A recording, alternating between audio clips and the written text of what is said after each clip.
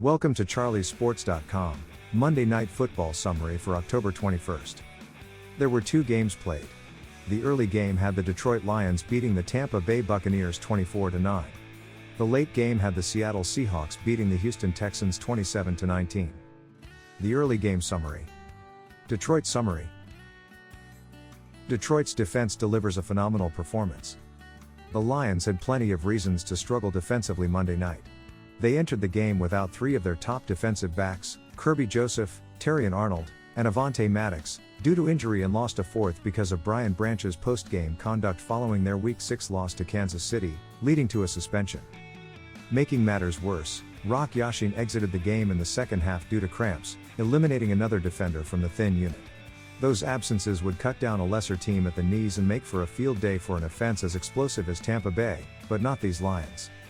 Under the direction of first-year defensive coordinator Kelvin Shepard, Detroit proved it is a resilient bunch, receiving standout performances from Amik Robertson, well-traveled nickelback Arthur Mollett, and backups Eric Hallett, Nick Whiteside, and Thomas Harper. Their combined efforts, plus a ferocious defensive front that racked up 20 QB pressures and 4 sacks, made Monday night into a nightmare for early-season MVP favorite Baker Mayfield. On a night when Jared Goff was nowhere near his best self, the Lions needed their defense to stand tall. They stood like a brick wall. Tampa Bay summary. Mayfield finally encounters an insurmountable obstacle.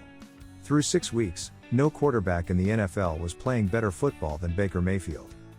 He owned a sparkling stat line, authored 4 last-minute comeback victories, heroically led the Buccaneers to a statement win over the 49ers in Week 6, and presented a rather intimidating challenge to a Lions team seeking a bounce-back performance after a frustrating loss to the Chiefs. For the first time in 2025, however, Mayfield appeared overwhelmed by the moment. He wasn't skittish, but he did appear unusually frantic in the pocket and saw the level of difficulty increase after losing Mike Evans to injury in the first half. Mayfield frequently overshot his intended targets and rarely found the going easy against Detroit's defense, succumbing to the combined challenges presented by the opposition inside a raucous Ford Field. The late game summary. Seattle summary. Seahawks defense leads way to first play. Defensively on Monday night, the Seahawks were birds of prey, and they feasted on C.J. Stroud and the Texans. The Seahawks exploited a porous Texans offensive line from the first quarter to the last, pressuring Stroud on 31.5% of his dropbacks, though it felt like far more, and keeping Houston without a touchdown until the final period. The Seahawks were stellar at every level, with linebacker Ernest Jones tallying a game-high 12 tackles and an interception, Seattle's only takeaway. Safety Ty Okada, 9 tackles, sack, and pass breakup, rookie safety Nick Emanwari, linebacker Drake Thomas, 3 pass breakups, and on were extraordinary. All the more impressive was that the Seahawks played with Devin Witherspoon and Julian Love inactive. This was an ugly game, there is no way around that. And the Seahawks' offensive approach was puzzling at times. Texans summary. Stroud, Texans offense back to strugglesville.